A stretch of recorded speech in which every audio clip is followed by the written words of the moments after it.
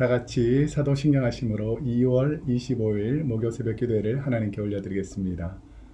전능하사 천지를 만드신 하나님 아버지를 내가 믿사오며 그 외아들 우리 주 예수 그리스도를 믿사오니 이는 성령으로 잉태하사 동정녀 마리아에게 나시고 본디오 빌라도에게 고난을 받으사 십자가에 못 박혀 죽으시고 장사한 지 사흘 만에 죽은 자 가운데에서 다시 살아나시며 하늘에 오르사 전능하신 하나님 우편에 앉아 계시다가 저리로서 산자와 죽은 자를 심판하러 오시리라. 성령을 믿사오며 거룩한 공예와 성도가 서로 교통하는 것과 죄를 사하여 주시는 것과 몸이 다시 사는 것과 영원히 사는 것을 믿사옵나이다. 아멘. 우리 다 같이 찬송가 288장, 이전 찬송가는 204장, 예수를 나의 구주 삼고 찬송하겠습니다. 예수를 나의 구주 삼고 성령과 피로서 거듭나니 이 세상에서 내 영혼이 하늘의 영광 누리리라. 이것이 너의 간증이요 이것이 나의 찬송이세. 나 사는 동안 끊임없이 구주를 찬송하리로다. 온전히 주께 맡기네요. 사랑의 음성을 듣는 주에 전사를 원해하는 것과 하늘의 영광 누리오라. 이것이 너의 간증이요 이것이 나의 찬송이세. 나 사는 동안 끊임없이 구주를 찬송하리로다. 주 안에 깊은 누림으로 마음의 풍랑이 잔잔히 세상과 나는 간 곳 없고 구속한 주만 보이구나. 이것이 너의 간증이요 이것이 나의 찬송일세. 나 사는 동안 끊임없이 구주를 찬송하리로다.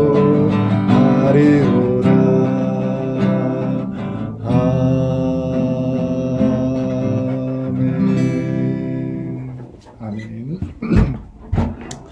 오늘 이 새벽에 우리에게 주신 하나님의 생명의 말씀은 신약성경 29페이지 마태복음 17장 14절에서 27절까지 말씀입니다. 신약성경 28페이지 마태복음 17장 14절에서 마지막 27절까지 말씀입니다. 그들이 무리에게 이르매 한 사람이 예수께 와서 꿇어 엎드려 이르되 주여 내 아들을 불쌍히 여기소서. 그가 간질로 심히 고생하여 자주 불에도 넘어지며 물에도 넘어지는지라. 내가 주의 제자들에게 데리고 왔으나 능히 고치지 못하더이다. 예수께서 대답하여 이르시되 믿음이 없고 배역한 세대여 내가 얼마나 너희와 함께 있으며 얼마나 너희에게 참으리요. 그를 이리로 데려오라 하시니라. 이에 예수께서 꾸짖으시니 귀신이 나가고 아이가 그때로부터 나으니라. 이때에 제자들이 조용히 예수께 나와 이르되 우리는 어찌하여 쫓아내지 못하였나이까. 이르시되 너희 믿음이 작은 까닭이니라. 진실로 너희에게 이르노니 만일 너희에게 믿음이 겨자씨 한 알만큼만 있어도 이 산을 명하여 여기서 저기로 옮겨지라 하면 옮겨질 것이요 또 너희가 못할 것이 없으리라. 갈릴리에 모일 때에 예수께서 제자들에게 이르시되 인자가 장차 사람들의 손에 넘겨져 죽임을 당하고 제3일에 살아나리라 하시니 제자들이 매우 근심하더라. 가버나움에 이르니 반세계를 받는 자들이 베드로에게 나와 이르되 너의 선생은 반세계를 내지 아니하느냐. 이르되 내신다 하고 집에 들어가니 예수께서 먼저 이르시되 시몬아 내 생각은 어떠하냐. 세상 임금들이 누구에게 관세와 국세를 받느냐. 자기 아들에게냐 타인에게냐. 베드로가 이르되 타인에게니이다. 예수께서 이르시되 그렇다면 아들들은 세를 면하리라. 그러나 우리가 그들이 실족하지 않게 하기 위하여 내가 바다에 가서 낚시를 던져 먼저 오르는 고기를 가져 입을 열면 돈 한 세겔을 얻을 것이니 가져다가 나와 너를 위하여 주라 하시니라. 아멘. 오늘은 마태복음 17장 14절에서 27절까지 말씀을 중심으로 믿음을 가진 신앙이란 제목으로 하나님의 말씀을 선포하도록 하겠습니다. 오늘은 크게 두세 가지의 스토리가 오늘 본문 안에 포함되어 있는데요.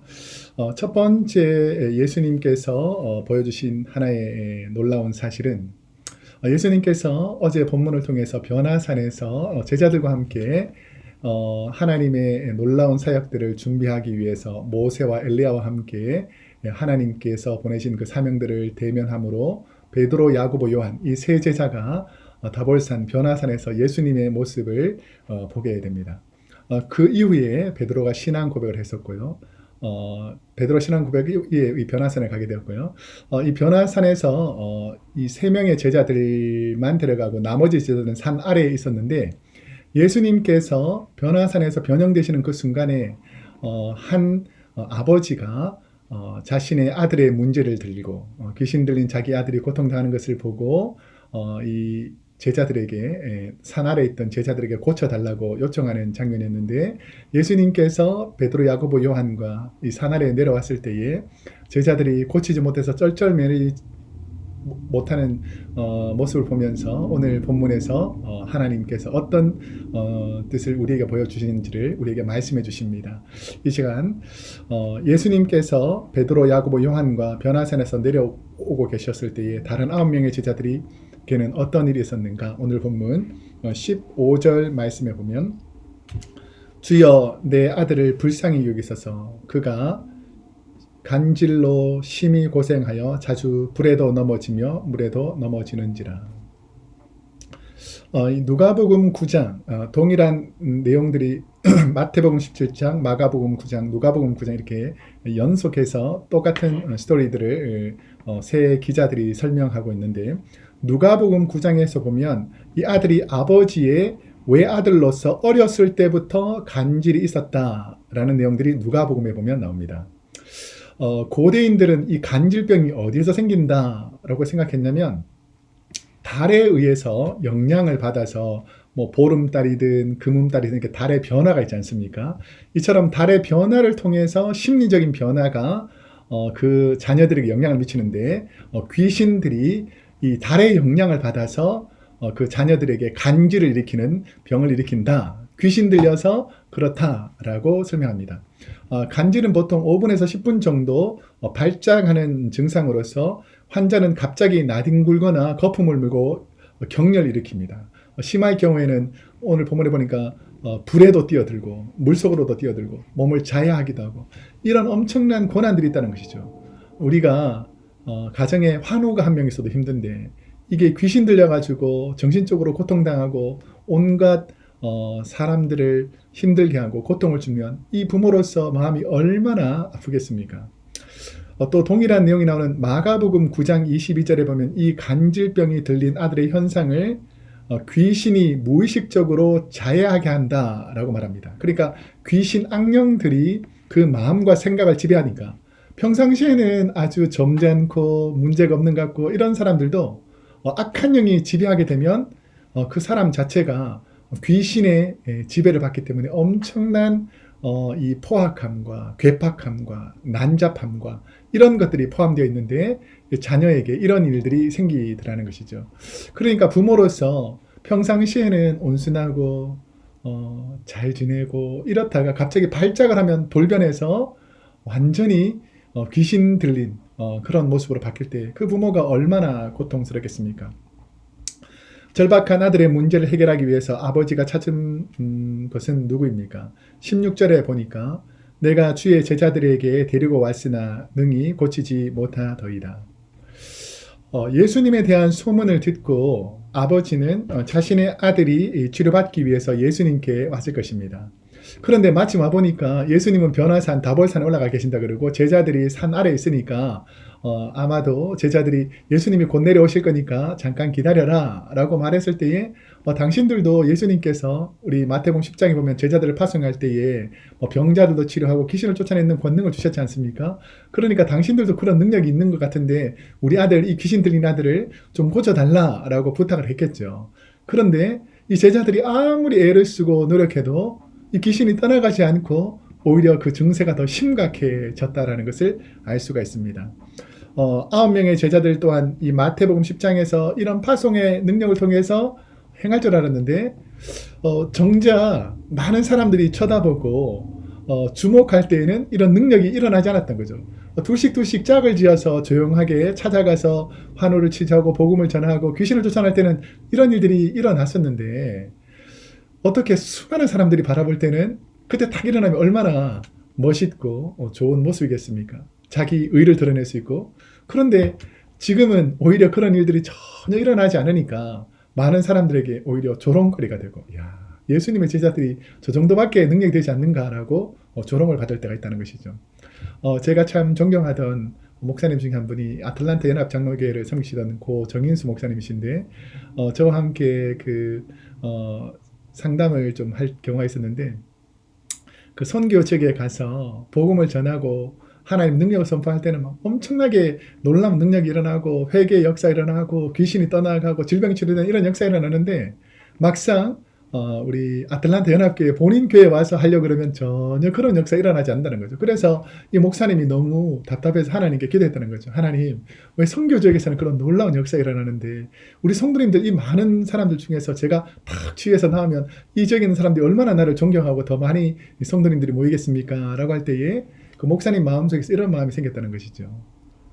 너 지금 너를 위해서 구하고 있느냐? 아니면 하나님 나를 위해서 구하고 있느냐? 라고 생각해서 그 마음속 깊이 들여다보니까 선교 지역에서는 진짜 하나님의 영광을 위해서 그 선교 지역의 한 영 한 영을 긍휼히 여기는 마음에서 기도하고 하나님께 의지했더니 그런 능력이 일어났는데 이 아틀란타 연합교회에서는 은근히 자기 의를 드러내려고 하는 마음들이 많았다라는 것을 깨닫게 되면서 그 다음부터는 이 교회에서는 그렇게 하지 않았다라고 말씀하시더라고요. 저도 하나님의 능력을 믿고 주의 성령의 능력을 믿습니다. 그렇지만 여러 사람들 앞에서 이런 의를 드러내기보다는 조용히 목회자실에서 그리고 은밀한 중에 기도할 때 하나님께서 많은 역사가 일어나는 것을 피부로 간증하고 또 많은 사람들이 경험한 것을 우리가 알 수 있을 것입니다. 제자들이 간질병자를 고치지 못할 때 주님이 하신 일은 무엇입니까? 17절에서 18절에 보니까 예수께서 대답하여 이르시되 믿음이 없고 패역한 세대여 내가 얼마나 너희와 함께 있으며 얼마나 너희에게 참으리요 그를 이리로 데려오라 하시니라. 이에 예수께서 꾸짖으시니 귀신이 나가고 아이가 그때부터 나으니라. 예수님께서 제자들 앞에서 그리고 많은 무리들 앞에서 권능을 베풀어서 이 귀신을 쫓아냅니다. 예수님은 하나님이시고 하나님의 아들로서 성육신으로 이 땅에 오신 분이고 말씀이 육신이 되어서 하나님의 말씀 자체이신 예수님께서 이 능력을 베푸시면서 제자들이 왜 능력을 베풀지 못했는지에 대해서 전곡을 찔러서 설명하고 있습니다. 믿음이 없었다라는 것이죠. 우리가 예수를 믿는다라고 하고 우리가 믿음 있다라고 말은 하지만 때때로 우리의 삶을 되돌아보면 믿음 없는 것 같은 오히려 내 의가 드러나려고 하고 내가 더 절박한 상황이 되면 하나님을 의지하기보다는 내 감정과 내 생각을 의지할 때가 참으로 많지 않습니까? 제자들은 예수님이 나에게 능력 주셨다라는 확실한 믿음이 있을 때는 가는 곳곳마다 기적이 일어났었는데 사람들이 많이 쳐다보고 또 긴장을 할 수도 있을 것이고 또 여러 번 해봤지만 또 이번 경우는 안 되면 당황했을 수도 있고 근데 그 궁극적으로 우리 주님께서 말씀하시는 것은 뭐냐면 의심이라는 것입니다. 과연 이런 일들이 될까라는 의심이 생기면 이런 일들이 일어나지 않더라는 것이죠.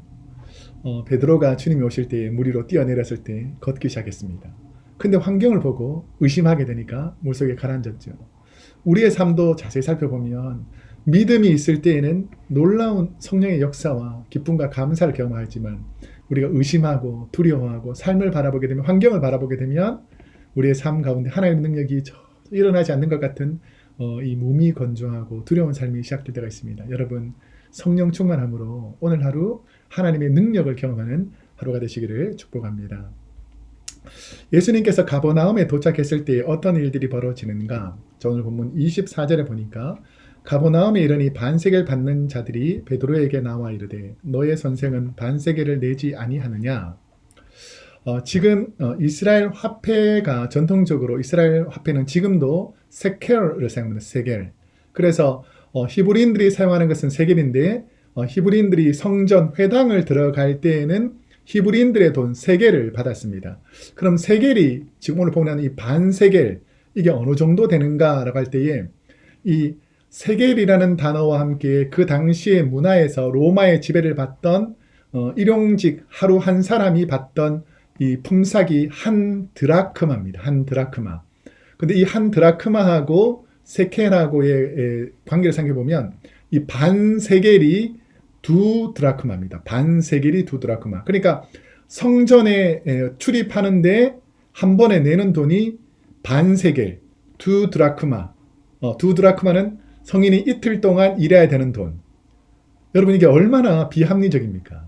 예를 들어서 우리가 교회 오는데 한 번 왔다 갔다 할 때마다 하루 뭐 일당이 뭐 100불일 수도 있고 200불일 수도 있는데 들어올 때마다 200불, 400불을 내고 성전에 왔다 갔다 해라. 그러면 얼마나 비합리적입니까?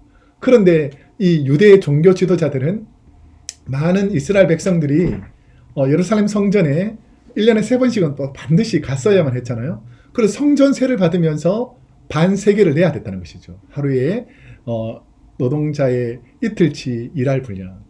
그러니까 평상시에는 도저히 성전에 오르기가 쉽지 않겠죠. 이틀을 일해서 성전에 세 다 갖다 주면 자녀들과 가정들을 먹일 수가 없지 않습니까? 그 정도로 이 많은 사람들이 그 시대에 종교적으로 부패하고 하나님의 영광을 가리는 하나님께서 누구나 오라 아무나 오라라고 성경에서 말씀하고 있는데 이 종교 지도자들은 자신의 권위와 성전을 유지하고 보수하는 데 돈이 필요하다고 많은 사람들에게 이런 성전세를 걷기 시작하고 있었다는 것이죠. 성전세를 내실 필요가 없는 예수님께서 성전세를 내신 이유가 무엇인가? 오늘 본문 마지막 27절에 보면 그러나 우리가 그들이 실족하지 않게 하기 위하여 내가 바다에 가서 낚시를 던져 먼저 오르는 고기를 가져 입을 열면 돈 한 세겔을 얻을 것이니 가져다가 나와 너를 위하여 주라 하시니라. 예수님께서는 성전의 주인이시고 하나님의 집이시고 하나님 자체이신 분이 본인 집에 왔다 갔다 하는데 돈을 내고 왔다 갔다 하는 분이 어디 있겠습니까?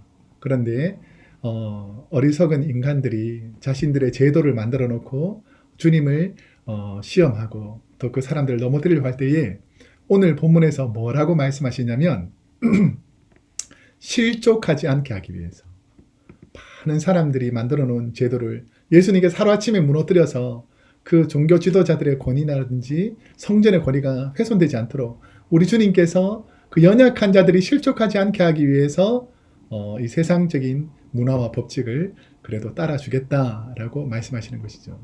저는 이 부분에서 주님의 그 위대함과 놀라움이 있다고 생각합니다. 예수님은 그럴 필요가 없으신데도 불구하고 연약한 자들이 실족하지 않게 하기 위해서 자신을 희생하셨다는 것이죠. 오늘날 우리 크로스웨이 교회에서도 얼마나 많은 분들이 연약한 분들을 위해서 헌신해 주시고 매주 금요일이 되면 방역도 하시고 토요일이 되면 우리 재정부에 와서 열심히 개수도 하시고 예배부에서는 늘 예배를 준비하시고 방송부 미디어팀 우리 친교부에서는 음식을 준비하시고 그 외에도 뭐 활동을 잘 못하지만 우리 새가족부라든지 전도부라든지 여러 가지 부서들이 많이 있지 않습니까? 이런 부서들이 하나님의 영광을 위해서 헌신하고 봉사할 때에 내가 잘하고 내가 능력 있지만 우리 주위에 연약한 사람들이 실족하지 않도록 잘하고 능력 있는 사람들이 연약한 자를 배려해 주는 것. 이것이 바로 교회라는 것이죠. 여러분, 우리 교회는 어린아이들을 소중하게 생각하고 뉴스의 자녀들도 귀하게 생각하고 EM과 우리 청년부도 귀하게 생각하고 우리 소망의 어르신들도 귀하게 생각하고 온 목장지구도 귀하게 생각하는데 오히려 더 연약한 그릇, 부족한 분들, 오히려 세상 가운데 죄악 가운데 있는 분들, 멸망의 길로 달려가는 분들을 불쌍히 여길 수 있는 저와 여러분이 되시기를 축복합니다. 기도하겠습니다. 사랑과 은혜가 풍성하신 하나님 아버지여, 오늘도 우리에게 은혜를 내려주셔서 주의 말씀 듣고 또 하루를 시작할 수 있도록 도와주시니 감사합니다. 하나님, 우리가 주님의 능력으로 살게 하시고 우리의 믿음 없음으로 하나님의 능력, 주님의 능력을 의심하는 어리석은 자리에 들어가지 않도록 도와주옵소서. 감사드리며 예수님의 이름으로 기도드립니다. 아멘. 오늘 하루도 복된 하루 되시기를 축복합니다.